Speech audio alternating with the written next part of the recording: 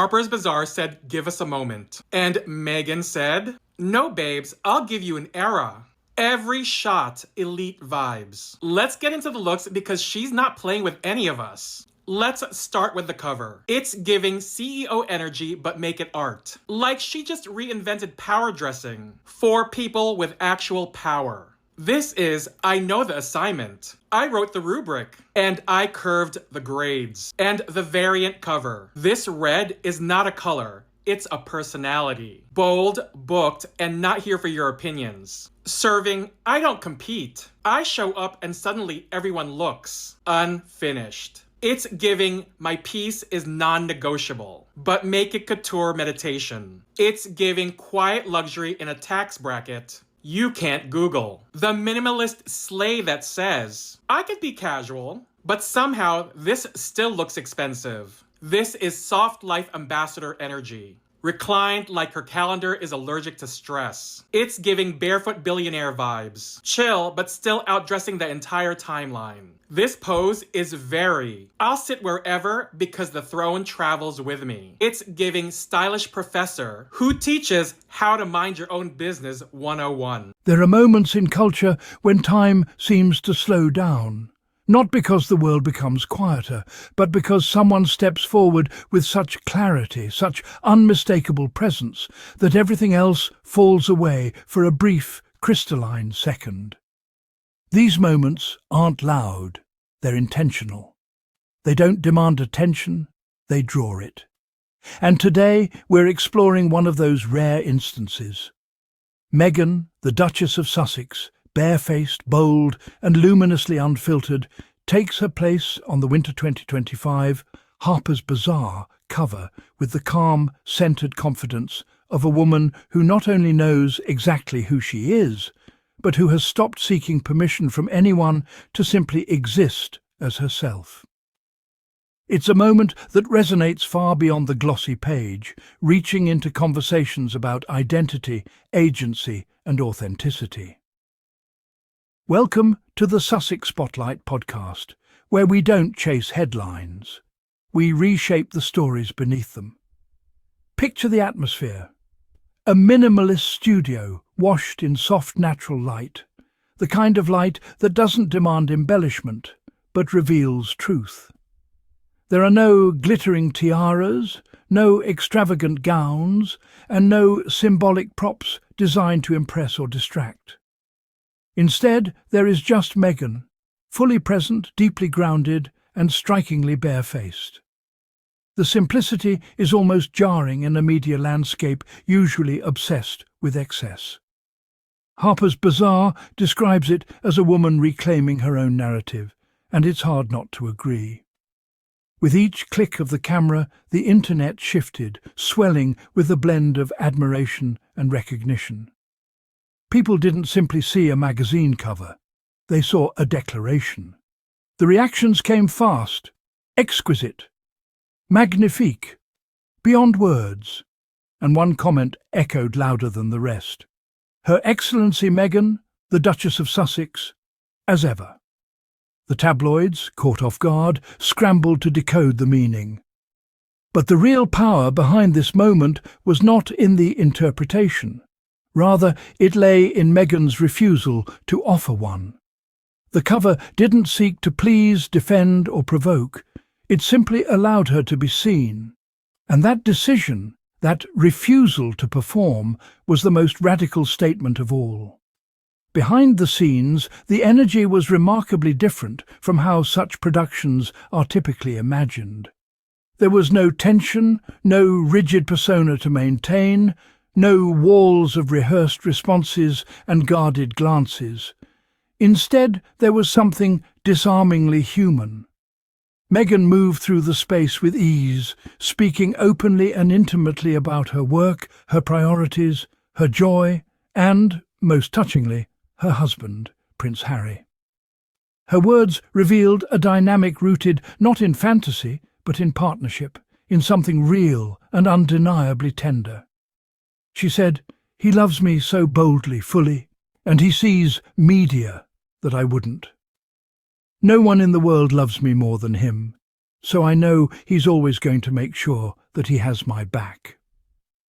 It wasn't spun for headlines or polished for publicity, just a genuine expression of respect, affection and mutual protection. And then she added something that illuminated their bond further: Harry's childlike wonder, his playfulness, the way he moves through life with curiosity and optimism. This wasn't gossip. It wasn't fodder for tabloids, hungry for angles. This was a portrait of a marriage built on teamwork and shared values. Two people who chose each other and are choosing every day to build something deeply intentional together. And then came that viral moment at Paris Fashion Week, a surprise appearance that set the fashion world ablaze. Meghan, effortlessly poised in the front row of Balenciaga's first show under Pierpaolo Piccioli, radiated a kind of presence that instantly became the gravitational centre of the room. Cameras flashed with a frenzy usually reserved for long-awaited pop culture icons, and social media erupted. Words like iconic, legendary and unforgettable were repeated with breathless excitement. Yet, when asked about the moment, Meghan's answer was wonderfully understated, almost serene. "I love being able to do both, to play in the sandbox with my kids and to play in the front row at a show."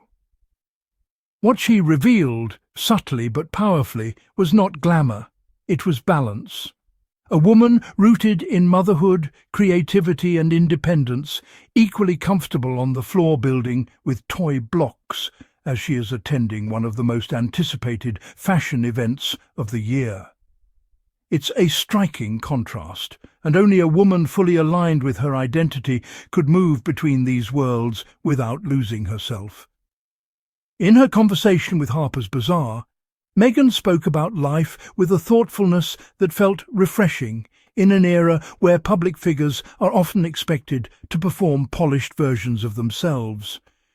She spoke about protecting joy, nurturing peace, and setting boundaries that allow her to live fully rather than reactively. One quote stood out: quiet, simple, and deeply resonant. "I think the moment you start making all of your personal decisions based on external judgment, you lose your authenticity." That statement isn't merely advice, it's a philosophy, a survival strategy, a reminder for anyone who has ever been mischaracterized, misunderstood, or misrepresented. For years, others wrote the chapters of her story with loud, messy strokes. Now she's taken back the pen, not to rewrite the past, but to reclaim her present. The cultural response was more than positive. It was seismic. A barefaced magazine cover may seem simple, but this simplicity was radically disruptive to the glossy, hyper-edited expectations placed on women, especially women in the public eye. Meghan's choice unsettled the predictable rhythm of celebrity imagery. It dismantled the template. It forced viewers to confront a new form of beauty, one that doesn't rely on perfection, but presence. Critics tried to spin it, as they always do. But the louder, more authentic dialogue came from people who recognized the courage in such vulnerability. They celebrated not just the cover, but the woman in it. Comments poured in.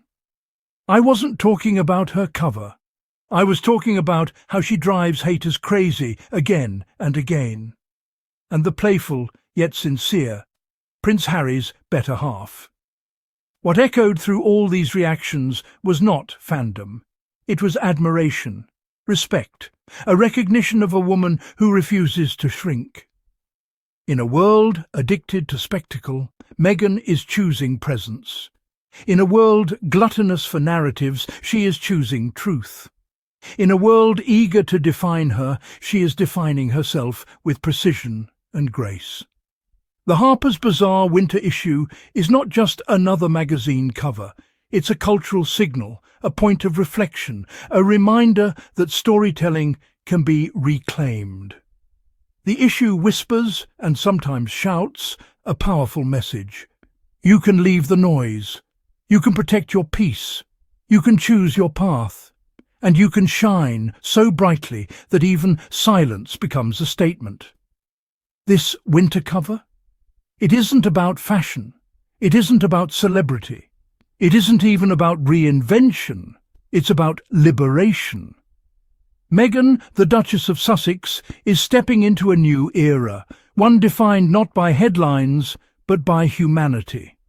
An era of less performance and more presence, less reaction and more intention, less noise and far more truth.